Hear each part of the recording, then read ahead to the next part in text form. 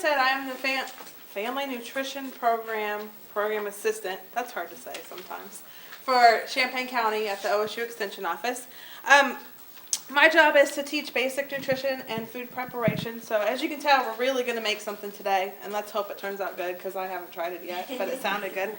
But first of all, I want to start off talking about my pyramid. Everybody knows what the food pyramid is, correct? Yeah, everyone's seen it at some point in time?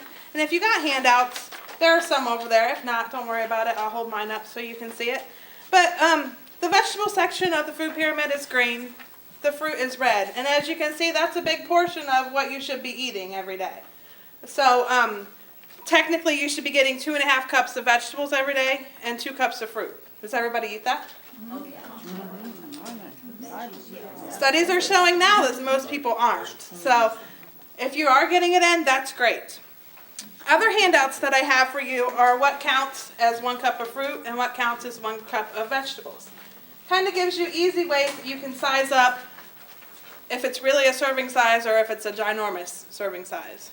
Sometimes you get bananas and you get the little medium bananas. That's 1 serving.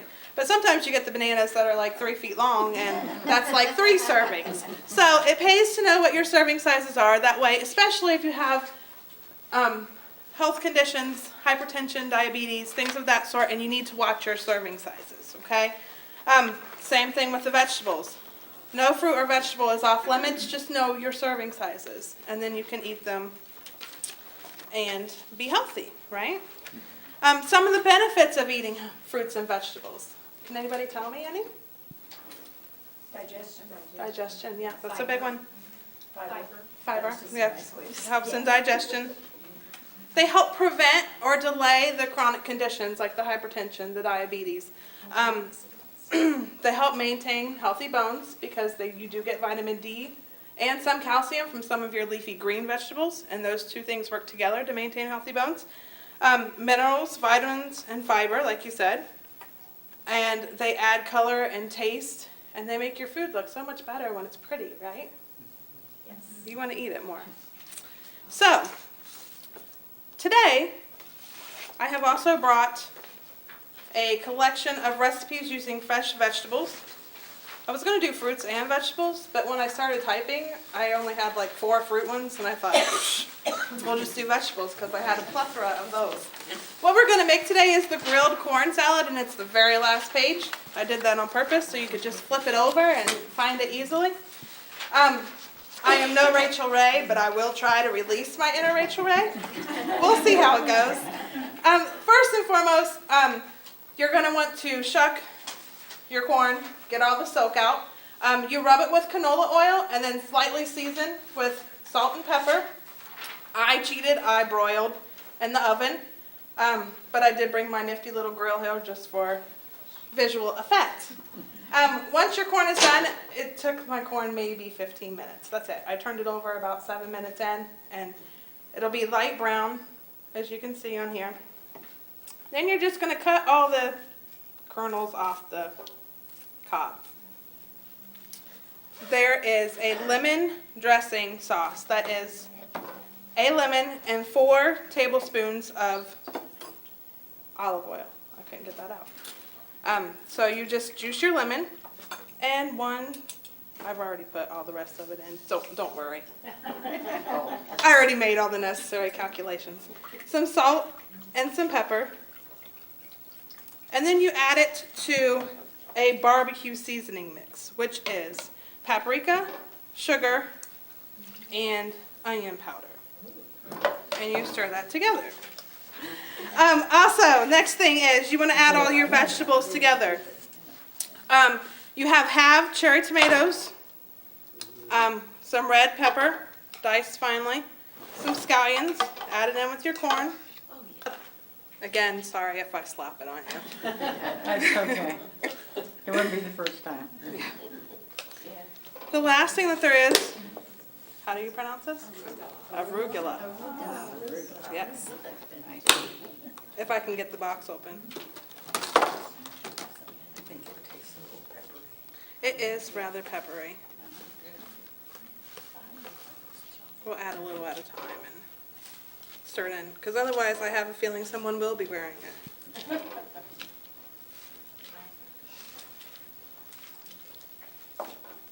See?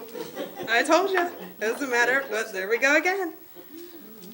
You could make a bit of it and put some on top too. to Exactly. serve it, yeah. Yes.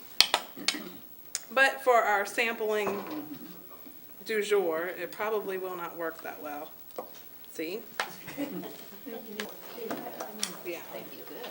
Probably refrigerator for at least a week.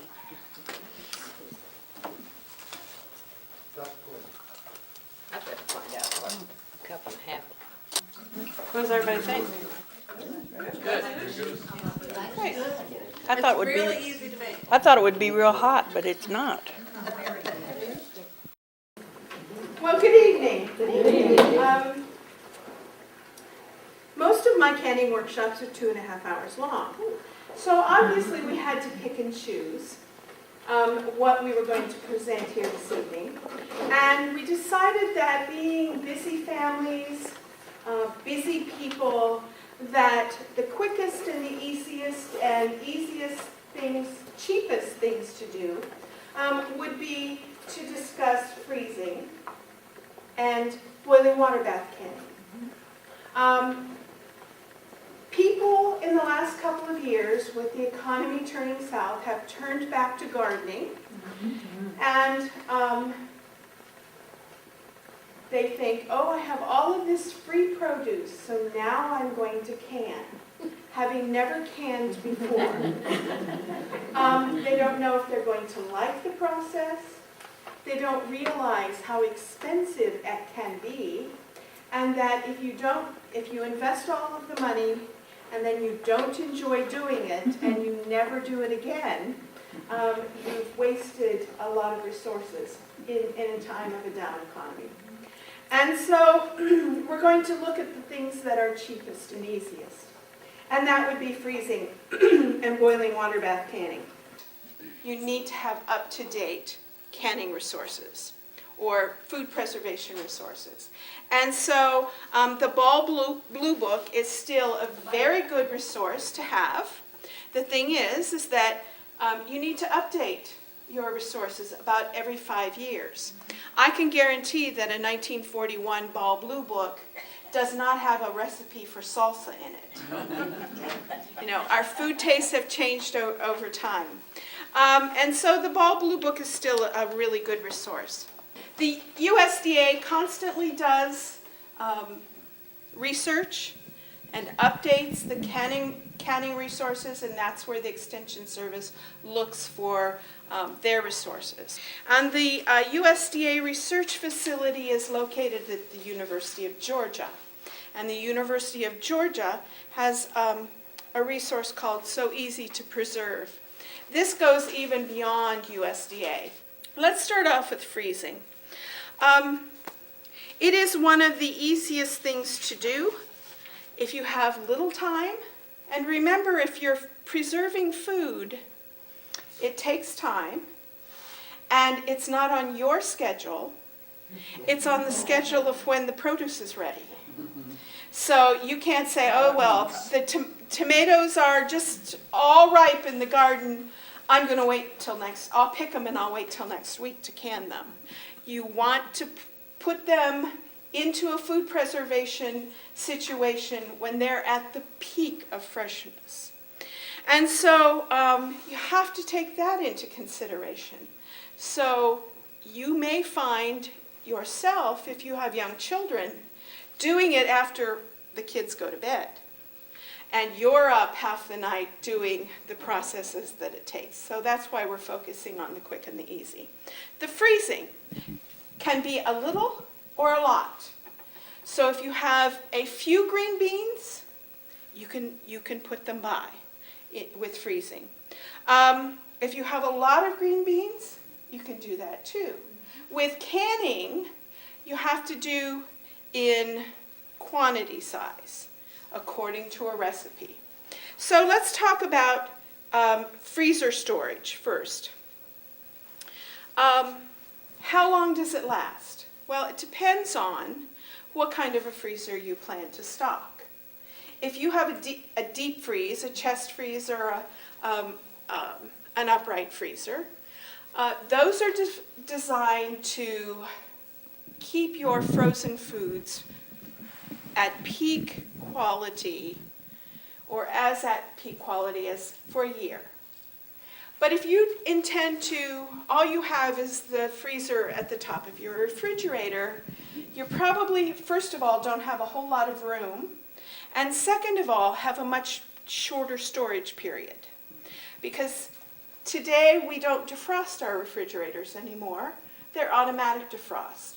And whether you realize it or not, your refrigerator defrosts, goes into a defrost cycle once every 24 hours.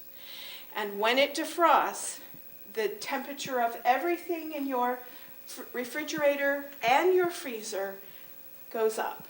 Frozen is not frozen. You know, frozen at 32 is not the same as frozen at 0.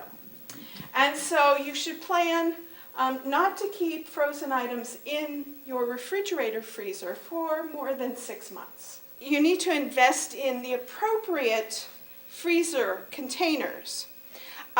These are for food storage. These are disposable, recyclable food storage containers, not meant to be long-term freezer storage.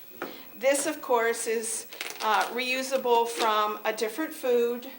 Use it a couple of times, keep leftovers in it in the refrigerator, maybe for a week in the freezer, then take whatever's out, take it to work in your lunch, whatever, and then recycle it or dispose of it in some way.